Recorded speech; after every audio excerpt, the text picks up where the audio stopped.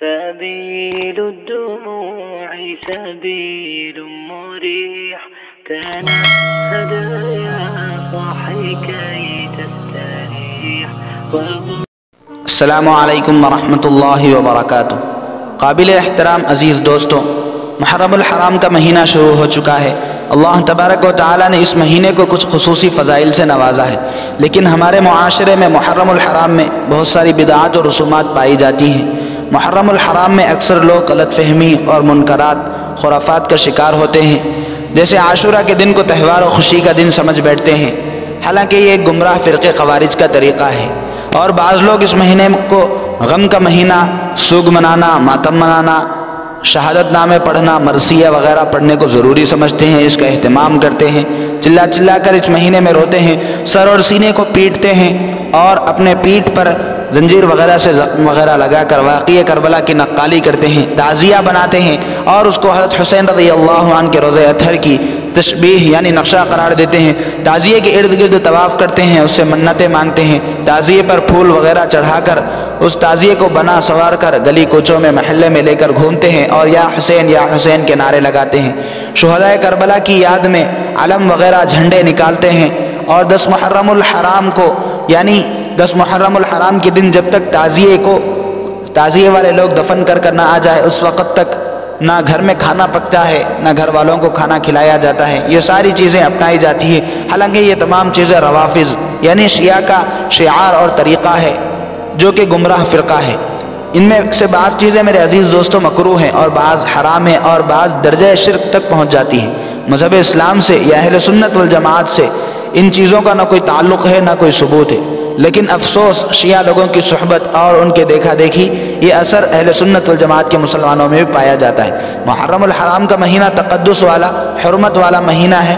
اس میں جو عبادات کا حکم دیا گیا ہے ان عبادات کو خلاف شریعت امور، بدعات و رسومات و خرافات سے بچتے ہوئے، بلکہ جتنی تعلیمات شریعت اسلامیہ میں موجود ہے اس کو کمی زیادتی کیے بغیر افراد و تفرید سے بالاتر ہو کر فقط انہی چیزوں پر عمل کرنا چاہیے.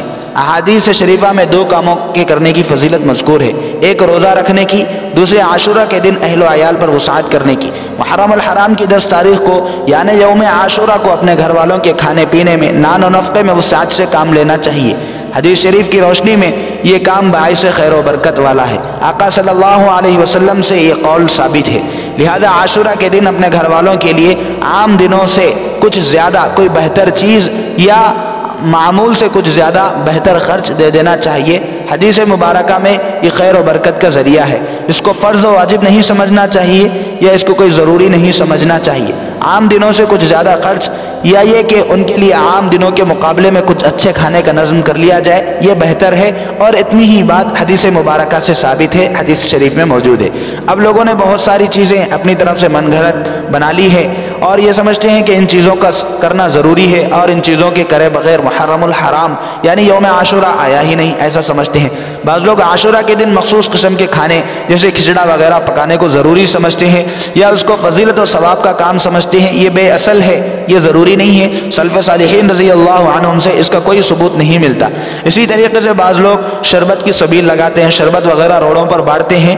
میرے عزیز دوستوں، ان تمام چیزوں کا نہ قرآن مجید احادیث شریفہ میں کوئی ثبوت ہے، نہ صحابہ اکرام کے عمل سے، نہ بزرگان دین سے، نہ ائمہ مجتہدین کے اعمال سے ثابت ہے یہ کام. اسی لیے ایسی چیزوں سے بچنا چاہیے اور ایسی چیزیں جو قرآن مجید احادیث شریفہ میں نہ ہو مگر لوگ اپنی طرف سے اس کو من گھڑت یعنی نکال لیے ہو، اس کو ایجاد کیے ہو، اس کو بدعت کہتے ہیں. اور اگر ایسی چیزوں سے اگر ہم نہیں بچیں گے بہت بڑا گناہ ہوگا، کیونکہ کل بدعت ضلالہ وکل ضلالۃ فی النار، ہر بدعت گمراہی ہے اور گمراہی کا راستہ جہنم ہے. اسی لیے میرے عزیز دوستو، اس روزے کے، اس عاشورہ کے دن لوگوں پر، اپنے اہل و عیال پر زیادتی کرنے کے جائز ہونے کا مطلب یہ نہیں کہ اس کو اپنا خاص عمل بنا لیا جائے اور روزہ وغیرہ کو چھوڑ کر عاشورہ کے دیگر اعمال کو بھلا کر یہی کام کرا جائے، ایسا نہیں، بلکہ میانہ روی اختیار کرتے ہوئے، اعتدال میں رہتے ہوئے ان اعمال کو کرے. اصل تو صرف یہی ہے کہ اپنے گھر والوں کے لیے نفقے میں یعنی کھانے پینے میں عام دنوں کی بنسبت کچھ زیادہ توسع یعنی وسعت سے فراغ دلی سے کام لے، اس حد تک اگر کوئی کرے تو وہ حدیث کے مطابق ہے، اس سے زیادہ کا کوئی ثبوت، کوئی تعلق شریعت سے نہیں ہے۔ اسی طریقے سے دوسری ایک بہت بڑی غلط فہمی جو لوگوں میں عام ہوئی ہے، لوگوں میں پھیلی ہوئی ہے، وہ یہ ہے کہ لوگ یہ سمجھتے ہیں کہ 10 محرم الحرام کی فضیلت اس لیے ہے کہ اس میں جگر گوشہ رسول حضرت حسین رضی اللہ عنہ کی شہادت ہوئی تھی، میدان کربلا میں انہیں شہید کیا گیا تھا۔